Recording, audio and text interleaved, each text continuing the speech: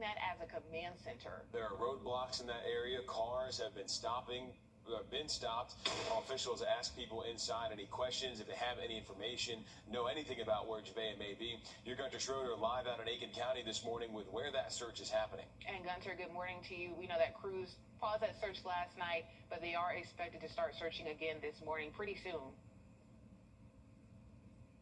Yeah, the first step for this morning is a meeting for the Aiken County Sheriff's Office in about 90 minutes to draw up a new plan to then execute it on the second day. And as you mentioned, yesterday almost wrapped up about 24 straight hours of searching, which started at 10 p.m. last Tuesday night and went all the way until dusk yesterday, Wednesday night. That was almost 24 hours straight that SLED and South Carolina Highway Patrol and even the FBI in Columbia all coming into the Aiken County area to assist the Aiken County Sheriff's Office with this search. 4-year-old Javea now has been missing for almost 36 hours now. Now, organizations have joined the search for Javea, including SLED, as we mentioned, the South Carolina Highway Patrol and the FBI. The authorities are conducting an operational... Make a difference by shopping at Parker's Kitchen. Through July 5th, round up your purchase to support local veterans and their families through our partnership with Wrdw Project. Live from Augusta, breaking news.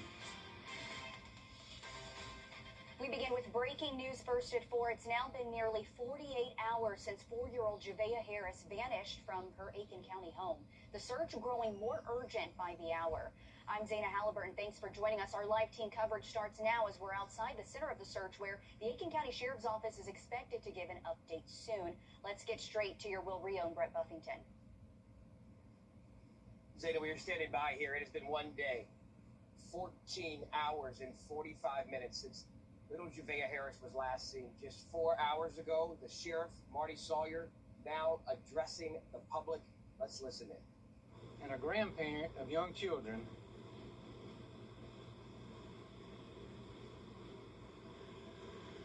this investigation hits close to home. We know that this family is living a nightmare, and we are doing everything we can to bring Javea home. Talk about a little bit about our initial call. At approximately 8:43 p.m. Tuesday night, 911 dispatch received a call about a 4-year-old missing girl in the area of Hillsborough Street and Ridgecrest Road here in Aiken County. Deputies quickly got a detailed description of Javea. The Sheriff's Office shared her picture with the public and the media. We immediately began searching for Javea. We'll go over a few of our investigative steps. So to give you an idea of the massive efforts going into this search, law enforcement set up a roadblock in our neighborhood immediately. We've continued them roadblocks non-stop. They're still going as we speak, and will go for a few more days. Because finding Javea is the most important thing, and we believe the roadblocks may help us do that by gaining some information and maybe talking to some potential witnesses that didn't know they were witnesses.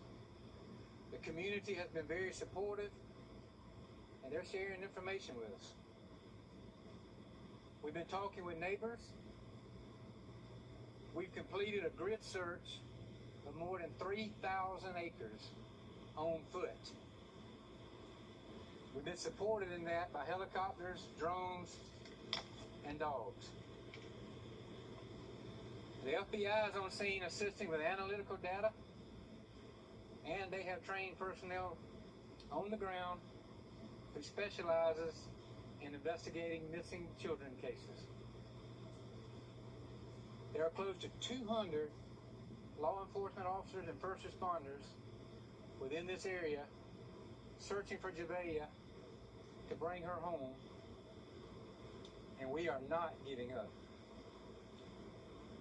As of today, we have digital billboards that we put up seeking the public's assistance. Here's what we ask from the citizens of Aiken County. We want to thank you for the tips that you provided us and we encourage you to continue calling us with those tips. A tip line number that you can call is 803-502-5200. Also, earlier today, we announced that we've set up a website for the public to provide surveillance video, and that's available on our Facebook page. We've gone to a lot of homes and businesses that have cameras, and we want to ensure you that we will capture any and every image that may be valuable to our investigation. We know many of you want to help. Here's what you can do. First off, pray. Be vigilant. Search your own properties anywhere that you think a small child might hide. We're not asking for the public's help with our search as of yet. We have trained personnel and assets that know the procedures to conduct logistical searches. You have Javea's picture. Share that picture far and wide. Also share our social media posts. And again, finally, please pray for Wrdw. Pray for her family. Pray for each law enforcement officer that's out here in this heat, working tirelessly to find her. And pray for our entire community. I'm going to take a few questions, but please keep in mind, we are not able to share every detail, and we may not have the answer to every question you have right now. Any questions? I know the searches in this area specifically, I know a lot of the search is right here. I'm wondering why that is and if you think that she's still in this area. Well, the reason it's here is because the area she left from, and there's no other details to tell us that Wrdw went anywhere else other than here. This morning you guys said the parents and family have been cooperative, but are there any details pointing whether this is a custody-related situation involving the parents, or did she just wander away on her own? Well, right now the information we have is that she wandered away on her own. How has the heat and humidity the past 2 days impacted the surge? Well, as you can see, a couple of these guys are pouring sweat. It's hot. We're keeping them hydrated. But our primary focus is bringing Wrdw home. It don't matter how hot it is. We're here till we do that. Sheriff, you just said you covered 2,000, 3,000 acres in your search. Are you asking the question now, if it's a broad area, you have not found her, what is next in this case? Is there ongoing investigation running secondary to the search? Well, this is still a search effort. Obviously, we have FBI and SLED and some of our investigators following up on other questions and other leads, but we have nothing right now that takes us away from a search in this area. Have you already gotten videos or photos from the public on that tip line? Ask me again. Have you already gotten any photos or videos through that tip line? As far as the tip line goes, I don't know. I didn't check on that. We've got plenty of video and some tips, though. Why no Amber in this situation? There's requirements, specific requirements through SLED that you have to meet for an Amber Alert. You have to know they've been abducted. You have to have a suspect or a vehicle. We have none of that. This is a missing child case as of right now. Okay, quick question. Personally, as a part of this community, I know so many people out here searching our parents, their uncles, their cousins, children. What is this like personally as you're out here looking for this 4-year-old? She's tiny. Most everybody out here searching has children. Some have grandchildren. And whether they do or they don't, our job is to protect the citizens of this county. Young, middle-aged, old, and we're not giving up until we have answers, until we bring Wrdw home. So, I'm asking for patience and understanding. Our priority, as I've already said, is to find Wrdw and bring her home to her family and to this community. As with other similar investigations, we cannot release every detail that we know. There's a lot of questions. lot of rumors about Javea's disappearance. Please only share the information that the sheriff's departments provide, because that's the most accurate and up-to-date information. Sharing misinformation could negatively affect our investigation. Don't be responsible for directing our focus away from where it needs to be, which is bringing Javea home. We all want to find Javea and bring her back to her family and our community. Thank you. If you have any follow-up questions, just shoot me an email and we'll get you squared away, all right? Thank y'all. The sheriff there giving a website. We will get that information there. They're asking for surveillance, video, pictures, anything that people can add here digitally to help with this search. Interestingly, Will, he did go into detail. I was able to go over there and ask him this question. Covering so many acres, I think it's 2,000 to 3,000 acres here with 200 personnel in this grid search. I asked if there was anything like a secondary investigation ongoing that would make them believe this is more than a missing person, and he adamantly said no.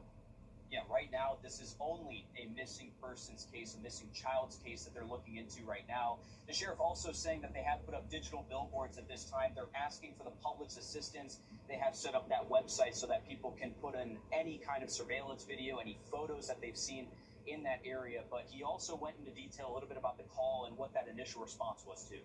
Right, if you have read the incident report today, it gives us some new information today about how this call happened on Tuesday evening at around 8:15. Yeah, we know right now that the mother of Javea was actually the caller to 911. She said that Javea was last seen out in the yard at the chicken coop playing with some of the chickens, and then that's when she noticed that Javea was actually gone at that time. That's when she called 911. And at that point, that's when she started talking to law enforcement and investigators. But I do want to touch on something. I did have a chance to talk to Javea's father today about what happened that day that she went missing. And what he told me is that this is eating away at them. He was very emotional on the phone when I talked to him. He said that you see stuff like this in movies and on TV, but you never expect this to happen in your own community and to your own family as well, which was very heartbreaking to hear. It is incredible to think about what this family is going through. This search, as the sheriff just reiterated, is still one that they believe this little 4-year-old girl has wandered off. I can tell you from being out here yesterday, drenched in sweat, today it is hot, if not hotter. The humidity is a factor. So in the back of these searchers' minds, you have to have that idea that if she is out here, she has been exposed to these elements now for more than a day and 14 hours. That is incredible, the toll that will take on a 4-year-old's body. She's not even 4 feet tall, just over 40 pounds. I asked the sheriff to speak personally about the fact that searches like this, and from covering them in the past with other missing children, they take a toll on reporters, they take a toll on the community, they take a toll on everyone who hears about it. The story is heartbreaking. That think that this little girl is out on her own somewhere in the woods, and that's what investigators said they believe. But it takes a toll on every person with a badge out here. 200 people strong, the sheriff just said, that are part of this search this afternoon. And as this search continues here, obviously the grid search, as we just heard the sheriff say, it was massive. They are now relying on tips from the public. They want that digital evidence, any surveillance video they can find there. We know that the FBI and SLED agents are questioning people in this. The sheriff's saying that at this point they don't have that he could share a secondary investigation, anything more than a missing persons case right now. But Sydney Hood has been here as this search began on Tuesday evening. She was here throughout the day on the ground yesterday in the neighborhood where Javea was last seen, and she is here today. And Sydney, we know you also have that report. You've been here as this command center has grown in the last couple of days. Can you tell us new information that you learned, also listening into the sheriff's press conference this afternoon? Well, Brett, seeing how urgent and aggressive the search has become since the moment I stepped out here at around 11 o'clock Tuesday evening to what we are seeing right now. It has grown tremendously out here. Today, I have noticed that there is no car leaving this neighborhood untouched and unchecked. You see behind me, you have law enforcement stopping these vehicles as they are trying to pass through on Pipeline Road here. They are asking to open up their car doors and trunks to search inside, and they are also asking them a series of questions. And when I say no car is leaving this area unchecked, I mean all cars. It doesn't matter if you are someone who lives here, if you're someone who you're just traveling through, or if you are out here covering this story. Yes, our car got searched and checked as well. They asked us the same questions that they are asking the public. Why are we in the area? How often are we in the area?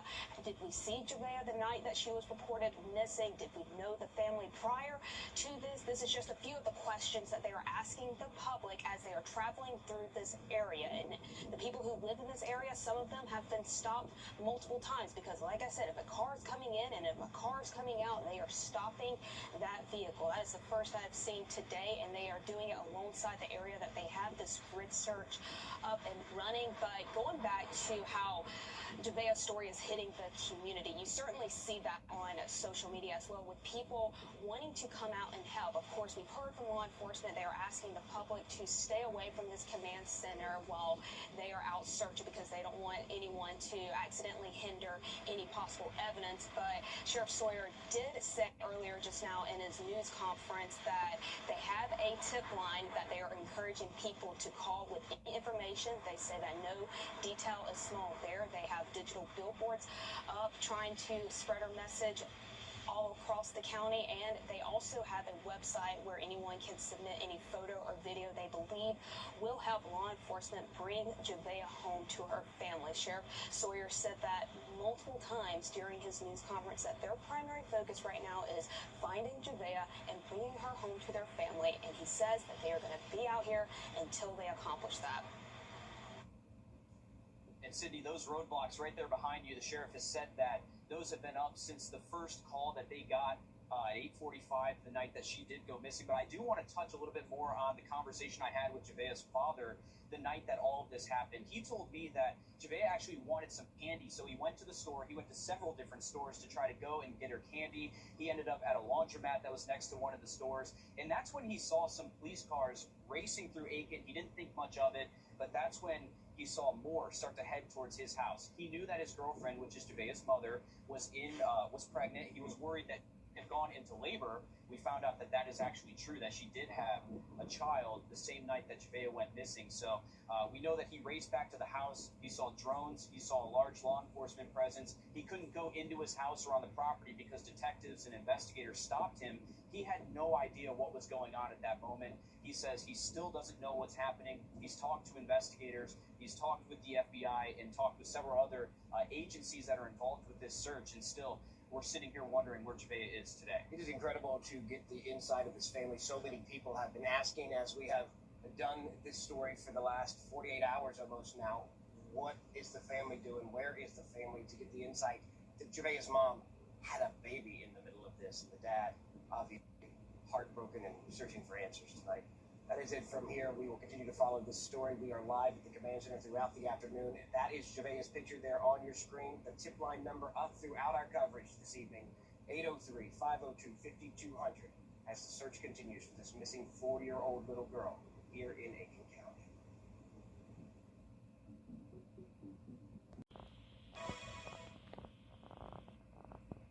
Well, you can kick off your 4th of July festivities early at Flavor Street Festival tomorrow. The West Augusta 6 Peter Foundation will host it at the square from 4 to 8 p.m.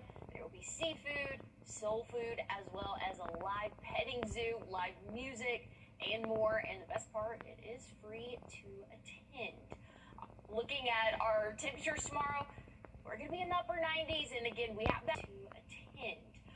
Looking at our temperatures tomorrow, we're going to be in the upper 90s, and again, we have that heat advisory out until about 8 p.m. for most of the CSRA. It doesn't matter if you're in that heat advisory or not, it's going to be hot all across our area. As we get into Saturday actual temperature of 99.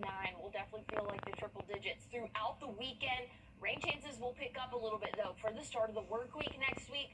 Monday afternoon, evening time, same for Tuesday. For the later part of our day, we could see a few of those hit or miss showers. I'll have more on your forecast coming up. Now, live from Augusta, breaking news. We're continuing to follow breaking news first at 4. It's now been nearly 48 hours since 4-year-old Javea Harris vanished from her home in Aiken County. The search growing more urgent by the hour. We're going to send things out to our live team coverage with your Wrdw. Will, we know the sheriff just spoke within the last 30 minutes, giving an update on that search. Yeah, that's right, Zana. Again, just in the last 30 minutes, we heard from Aiken County Sheriff Marty Sawyer on an update in the search for 4-year-old Javea Harris here, and he's just saying he wants the community to pray. The support has been immense from this community. There have been tips that have been submitted. There's now a new tip line and a website that you can actually submit photos or videos, any kind of ring camera video that you may have that could lead to finding Javea Harris. And we will have that on our website. That's wrdw.com. Again, there's also that tip line that you see at the bottom of your screen, 803-502-5200. If you have any information, too little is not, you can submit any kind of information that you may have. But again, we heard from Sheriff Sawyer that he says that they're now putting up billboards, digital billboards, for any kind of information that people may have for 4-year-old Harris.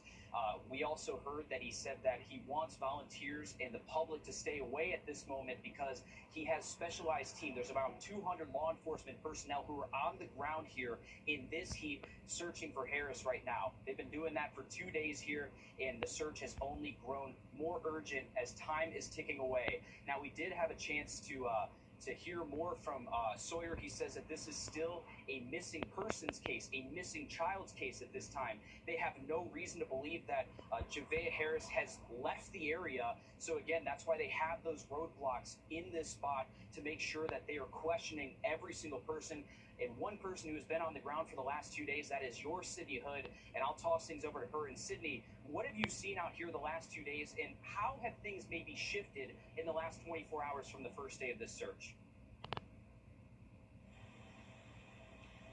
I've seen these roadblocks take longer. What I mean by that, the first night I was out here, deputies were just looking inside cars with flashlights and letting people go. But as you can see behind me, we've got a couple of cars lined up, but all day long I've watched cars line up here on Pipeline Road beside Bethel Baptist Church where the staging area is at. But you have deputies with clipboards questioning people in these cars. No car is leaving or coming in unchecked. They are asking questions like, what are people doing in the area? How often are they in the area? Do they live around here? Did they see Javea before she went missing? Did they see her the day she went missing? Did they know Javea or her family? Those are just a couple of the questions that are being asked by people. When I say no car is leaving this area unchecked, I mean no car is leaving. Our cars are getting checked and questioned as we go into the neighborhood, driving around trying to see what we can find out from neighbors, trying to get their perspective on things. Several of the neighbors I've spoken to say that they have been questioned by the FBI and SLED on what they know, on what they saw, just anything to kind of characterize that neighborhood. Some neighbors told me that for the most part, they tend to keep to themselves out here. Not a lot of neighbors chatting with each other, but I can tell you I've seen a lot more neighbors sitting on their front porches and walking around just trying to see what people are doing out here, trying to help in any way that they can. And I know that Sheriff Sawyer mentioned that the community response has been incredible here. A lot of people wanting to help out here, but he is urging the public to stay away from the staging area, to let law enforcement and the professionals take care of the search right now. But one thing that the public can do, Sheriff Sawyer said, is to use that tip line that the sheriff's office has. We have that number posted on our website as well. They are saying that no detail is small here. Sheriff Sawyer even said that they have made a website for people to drop any photos or videos that the public may feel like could help them in their investigation, give them any tips or any leads to bringing Javea Harris home. That is the primary focus in the search. Sheriff Sawyer said that multiple times just now, that they will not stop searching until they bring this 4-year-old little girl home safely to her family. And we talk about how hot it is out here. It is brutally hot out here. I've seen search crews with sweat rags on their shoulders, carrying around water, just doing anything that they can to try and bring her home, to just bring it into the search and bring her home. And the thing that he says the community can do is to search their own yard, search anywhere where a child may be hiding. So any bushes, any ditches, just utilizing your own space to help them out at this time. But again, as Sheriff Sawyer mentioned multiple times, their primary focus right now is finding Javea and bringing Javea home. And Sydney, you talked about how thorough those searches there are. You can see right there behind you on that roadblock that they actually have opened the trunk of some of these cars to make sure that people aren't hiding anything, to make sure that no one is escaping out of this area with Javea potentially. We know that that's what they're checking for. So another thing that you talked about was just the community support and praying for this family and praying for Javea's safe return home. I actually had a chance to talk to Javea's father earlier this afternoon to just ask him what exactly happened, what he knew on the day that she went missing. He told me that he actually went to a couple of different stores because Javea wanted him to go get some candy. He ended up at a laundromat, and then that's when he saw a large law enforcement presence moving through town. He didn't think anything of it, but he knew that his girlfriend, which is Javea's mother, was pregnant at the time and was worried that maybe she went into labor. We now have found out that she did actually go into labor and have a child the same day that Javea went missing. But he actually went home, saw a large law enforcement presence, saw a drone in the air already, said he couldn't go to the house or be in that area. He was questioned by detectives and investigators there on scene, but he says they have no idea what happened. We know that Javea's mother was actually the one who called 911 the night that she went missing. The last thing we know is that Javea was actually outside by the chicken coop playing with some of the chickens, and that was the last time that she was seen. And now we're seeing these missing persons flyers all over town in this community. If you have any information, reach out. They said that they are just absolutely torn up. Javea's father actually got emotional with me over the phone, saying that you hear about things like this in the movies or on TV, but you never expect it to hit so close to home, and especially to your own family here. So this is a very tight-knit community. We've seen so many people reach out to the sheriff's office wanting to offer support and offer any help that they can, but they say the best thing that you can do is stay away from this area as investigators continue to comb this area. They've searched around 3,000 acres, and if you've been out here, it's pretty hilly. It's very wooded too, so you can imagine what they're trying to go through. There's still Hurricane Helene damage and debris in the wooded area, so, and not to mention the temperatures. So they're dealing with a lot out here. They're just asking the communities to send in any tips and support that they can through that tip line and the website that they have. Again, we'll have that on our website as they continue their search for Javea Harris out here. Zaina. Will, thank you. And again, we're going on almost 2 days since little Javea was last seen. And a lot of you actually may be wondering, why for Javea? Why is there not an Amber Alert? We actually asked that question. Law enforcement must meet certain requirements, they told us. They must believe a child was abducted. The child must be 17 years old or younger and in immediate danger. They have to have sufficient information available, suspect information, vehicle details, along with the child's name and information. Of course, they have that, but Sheriff Sawyer did say they do not have any details regarding a suspect or vehicle details. That's why they did not issue an Amber Alert. The child's information would also have to be entered into the National Crime Information Center. But again, the sheriff saying they are still investigating this as a missing child's case. They are still looking through that area because they believe she still is within that area she was not seen too far from. Again, the tip line we want to show you again. We want to show you Javea's picture here on your screen. Again, she went missing Tuesday night. The number for the tip line, 803-502-5200. The sheriff's office also saying they have a website where neighbors can share their surveillance video, doorbell video, anything that could have caused something important. Share it. Investigators say she was wearing pink Minnie Mouse pajamas, Crocs, and has pink beads in her braids. If you see her, you are urged to contact 911 immediately. And a quick note for those of you who may be eager to join in on the search efforts, we've been mentioning officials are urging you to stay back while they investigate. We asked them if they were in need of any water or any other supplies. They told us no, not right now. They would just like everyone to stay away from the scene, but you can help by sharing her photo out there and any tip information you may have. We're going to bring in now your first alert meteorologist, Emily Acton. Emily, we've been talking about this heat, certainly not helping with that search. It's really hot. You've been talking about heat advisories, the heat index within triple digits. Yeah, we're under a heat advisory right now, and that goes until 8 p.m. tonight. We've seen heat advisories for the past several days. Feels like temperatures, like you just said, Zaina, we're in the triple digits for us. This is the current map of feels like temperatures, feeling like 100 at Bushfield, 101 in Edgefield. I would imagine, we don't have a sensor in Aiken, but I would imagine it's feeling between 100 and 101, maybe even 102 degrees. So very big on the heat as we go throughout the next couple of hours as well. So it's going to be a long time before we're able to cool off from our feels like temperatures. Again, over in Aiken County, this model is saying feels like 105 in Graniteville, which is a little bit closer to where they are doing that search. That's definitely a big factor as we go throughout the evening. I was showing just a little while ago, feels like temperatures at 10 p.m. tonight are still going to be in the upper 80s. So it's intense heat, and that's going to continue for our weekend. I'll have a look at your 4th of July forecast coming up.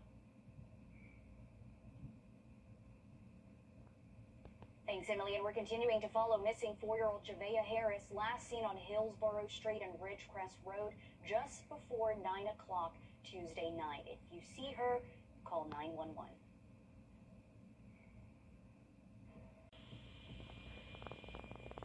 Now, your first alert weather with meteorologist Emily Acton.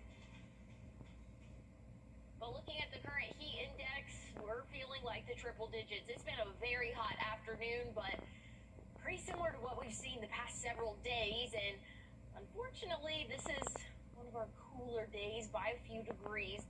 What we'll see as we go throughout our weekend. So, again, it is only warming up from here. There's a few showers just north of the CSRA in South Carolina. I think we could see a few showers dip into our counties north of I-20. I don't think most of us will see rain, but there is going to be that potential. Again, we have a heat advisory out tonight until 8 p.m. That picks back up tomorrow at noon, lasts until 8 p.m. tomorrow night. So extreme heat across the area. It doesn't matter if you're within that heat advisory or not. We're all in the same boat here.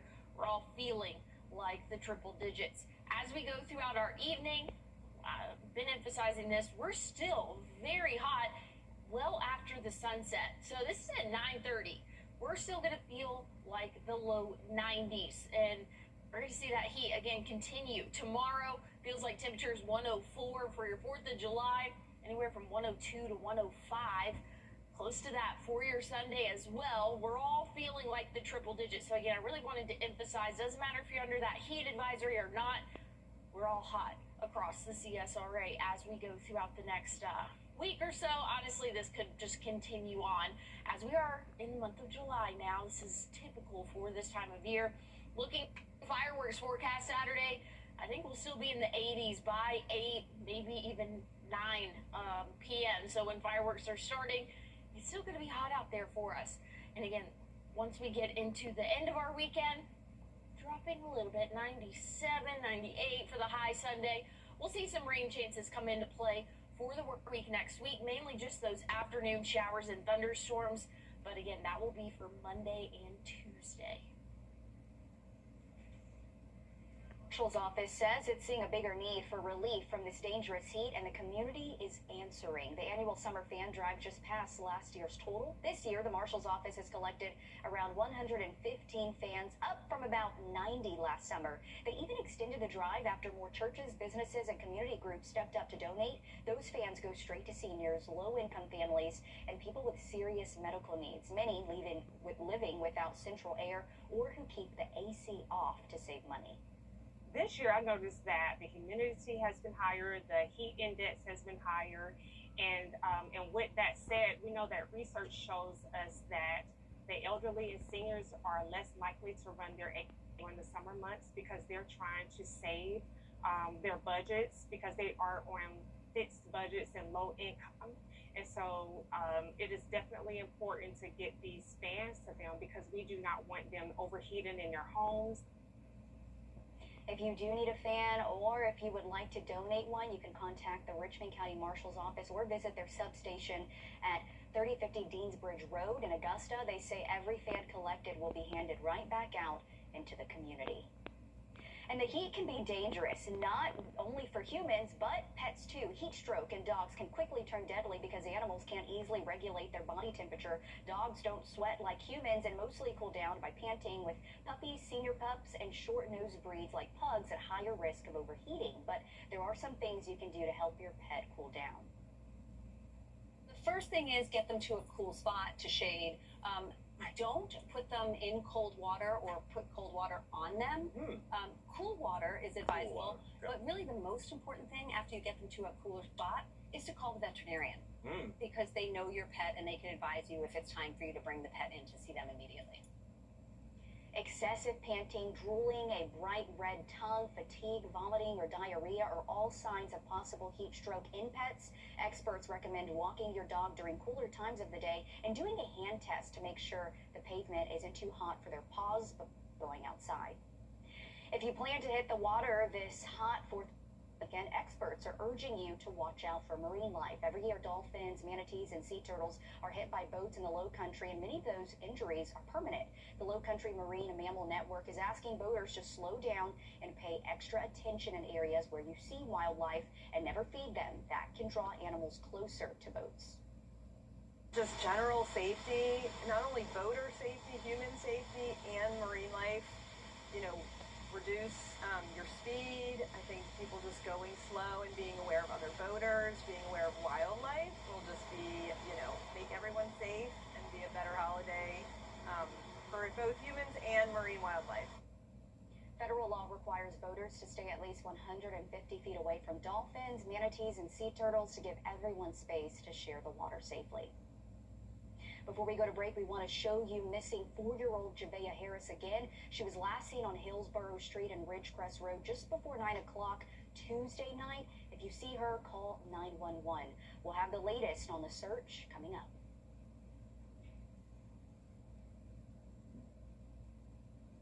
A lot of us love a good DIY project, right? But how do you know when it's a fun weekend job?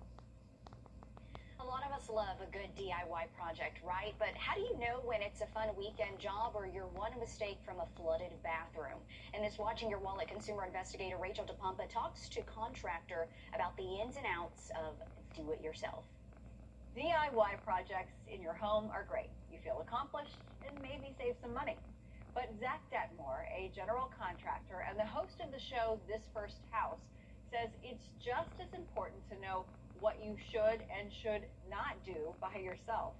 And I think one thing people don't understand is they don't value their time enough when they think of taking on a DIY project. So remember to factor in what, if you're employed, what your hourly rate is versus what a plumber's charging you. Don't just look at the bill for the plumber and say it's $400. Oh, I could do that myself. Well, it might take the plumber 1 hour and it might take you, a month of weekends. And assuming you make more than $0 an hour, that $400 starts looking a lot cheaper when you're on, weekend number 4 of trekking to the home center to buy more tools, right? Detmore says projects that involve electrical work or plumbing may be better off left to the professionals, but painting and minor carpentry projects are often a good place to start.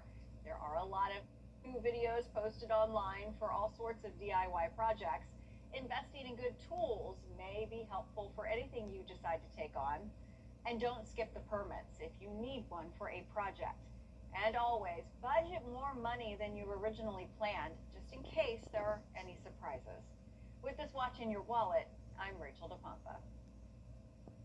Some companies offering deals for Independence Day and America's 250th. Burger King has all new menu items, including a firecracker cookie pie and orange dreamsicle freezy. And Whopper Juniors will cost just $2.50 each on the 4th, only for rewards members. Betty Crocker will reimburse 1 million customers who buy its cake mixes. For the chance to get yours free, upload a picture of your recipe, or your receipt rather, to Betty Crocker's website. Sonic has a limited time America 250 menu and items priced at $2.50. Dunkin' has a collection of patriotic treats and a limited edition collectible cup shaped just like an eagle. Competitor Krispy Kreme rolls out its own 4th of July collection featuring a USA cream-filled donut and a red, white, and blue Freedom Ring donut. So if you're looking for tasty treats, you don't have to head too far. U.S. citizens can visit national parks for free this 4th of July weekend. There are dozens of national parks to enjoy. This, by the way, is one of several dates on the calendar that are fee-free days to visit. The next day is August 25th to celebrate the 110th birthday of the National Park Service. Emily. Well, looking at your weekend forecast, we're going to be near 100 degrees for the 4th of July. We'll see a few showers to start off the week next week. I'll talk more about these temperatures coming up. Lazy Boy, long live the lazy.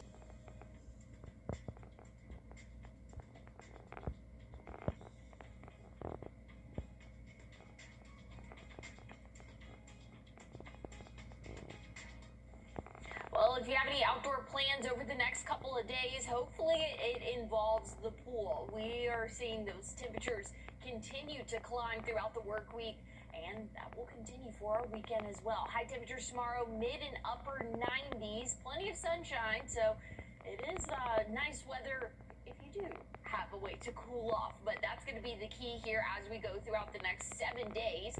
For the 4th of July, right around 99, maybe even 100 in spots.